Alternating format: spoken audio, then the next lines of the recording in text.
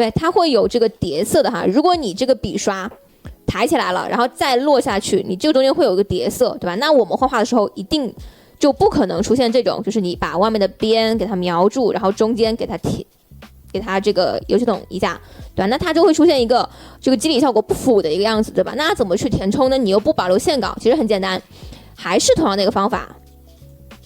对，我们把这个给它关了，在这个地方，对，我们去新建一个图层，用你的钢笔工具或者说套索工具 L 键啊，你直接沿着这个边缘呢，你去给它套一下。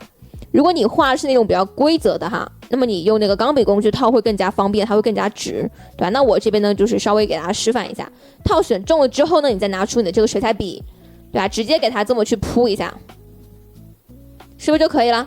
然后再按住 Ctrl 加 D 键，它是不是就保留了这种水彩质感，对吧？但是呢，它又没有这个边边在这里，所以呢，这个就是我们的一个没有线稿情况下的2种铺色方法，大家学会了吗？然后我们再来看一下哈，这个有线稿的是怎么去上色的呢？有线稿的话呢，它基本上是长这个样子的。我们呢用一个这个圈圈给它表示一下，比如说我画了一个这个圆在这儿，对不对？我们直接拿油漆桶工具填它就可以了，换一个颜色，它直接填上去就 OK 了，对吧？如果想让它在那个2个图层的话呢，你就撤回，然后呢在下面这个图层新建一个图层，然后给它点一下。那这样子的话呢，我们的线稿跟我们的颜色是分开的，看到了吗？这个是它是线稿情况下，然后呢且这个线稿它是封闭的情况下，它可以用油漆桶工具。但是如果你的这一个线稿啊，它不保留，它不是这种非常闭合的，对吧？它会这样子的话呢，那么你如果同样的方法新建一个图层，你去给它按住填充，它会整个画布都填上去。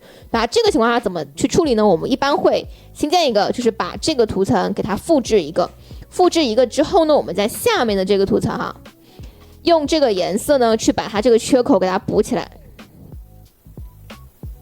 这一块也是。然后呢，在这个上面呢，用油漆桶工具去填充，这样子的话呢，它是不是就补起来了？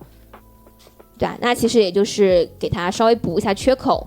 然后这样就能直接填充了。那这个呢，就是我们在去快速填充底色的时候分的一个有线跟无线的2种方法。那大家学会了吗？那我们这节课的内容就到这里啦，那么就下一节课再见喽，拜拜。